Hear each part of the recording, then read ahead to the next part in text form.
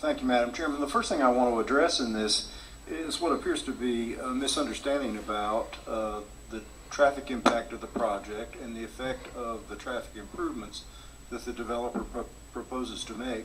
And I'm relying almost entirely on Appendix 10 in the staff report, and I'm looking at page 5 here. This project is expected to add 10,270 some trips per day. That's 103% of the current traffic generation. Now that's not as the traffic today, that's the traffic calculated against the way the land is zoned and if it were developed. So right now, if this R20 piece of property was developed, it would generate 580 trips per day. So if we subtract that out of the 10,270 or whatever it is, it comes up to something under 10,000. And so they have added traffic improvements, substantial ones, mainly at the Latta and Guess intersection. Today, it's working that intersection as if this property was developed with single-family homes at a level of service C. With all the improvements, if this project is developed out, it'll be working at a level of service C. That's a zero-sum game. We're going to be right where we are. But that's not the whole story. We have other roads and other intersections that we have to measure. One is Autumn Drive. Currently, it's functioning at levels of service C. If we build this project with the proposed improvements, it drops to level of service D in the morning and level of service E in the afternoon. That's much worse with the improvements. Latta Road and Green Oak Drive today, level of service B in the morning, level of service B in the afternoon. With the improvements, drops to level of service C in the morning, level of service D in the afternoon. So the traffic improvements are necessary just to tread water and keep it the way it is with double the traffic volume. So the project really doesn't make it substantially worse, but it does not make it better.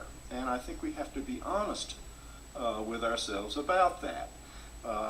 If you're in favor of this project because it makes traffic better, you're mistaken. Look at your staff report, Appendix 10, page 5. Mr. Gibbs talked about mixed-use development. He cited downtown and 9th Street. There's actually no mixed-use zoning in 9th Street or downtown. Those are design districts and completely different standards apply. I am persuaded actually by something Mr. Plord said, and that is this is a litmus test on the comprehensive plan. And the question is, are we as a community serious about comprehensive planning? Do we have the discipline as a community to follow the comprehensive plan? I've been on the Planning Commission for about 3.5, 4 years, and I have been involved in zoning matters here in Durham and across the state for over 30 years. This is one of the few instances where I've seen the staff come out and say, look at the intent statements. Let's really look at our policies. And it says basically this project doesn't measure up. One, it's not mixed use. In other words, if this rezoning was submitted as we could get the same project essentially if we had rezoning for a CG on the front half and didn't do anything on the back half, and we would say, no, it doesn't conform with the comprehensive plan because the comprehensive plan says this is supposed to be low-density residential. But somehow we cast it as mixed use, and it's exactly the same project, and somehow we say it is, but it's not mixed use. The staff says in the staff report that the development plan is so sparse they can't tell whether or not what's being proposed to be built here on the commercial side is consistent with nodal development or with strip development. And I think that we can't vote in favor of this unless we can answer that question. We can't vote in favor of this because we violate our own policy on commercial nodes, and I have been pounding the table here ever since I've been on the Planning Commission about what commercial nodes means. If we're not careful, we will wind up with the Guess Road north of the Eno River looking like Guess Road south of the Eno River, and Roxborough Road from I-85 all the way up to Infinity Road. mishmash of piecemeal commercial zoning. The new things are great when they're new, and then they begin to decay. And instead of going back and fixing those, we take another green field and we put it in a new strip shopping center. It's kind of slash and burn development. And that's what this is. And we shouldn't do it. Guess Road, we've got to have discipline. We've got to make sure that Guess Road going north doesn't become an endless succession of disconnected commercial development. And we have a policy about it. It's called the commercial node policy, and that says no closer than half a mile. But this is much less than half a mile from the next commercial node of the street.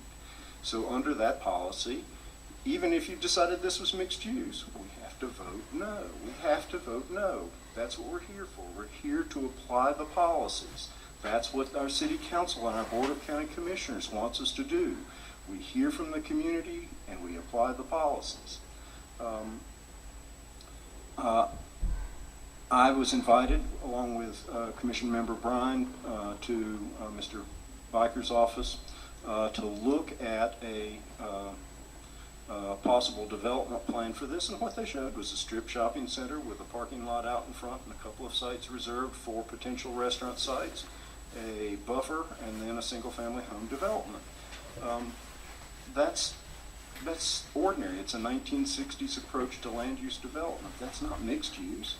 And I heard the staff say, well, they will have a footpath. Well, there's something wrong with our ordinance if projects become mixed use because you've added a sidewalk between them.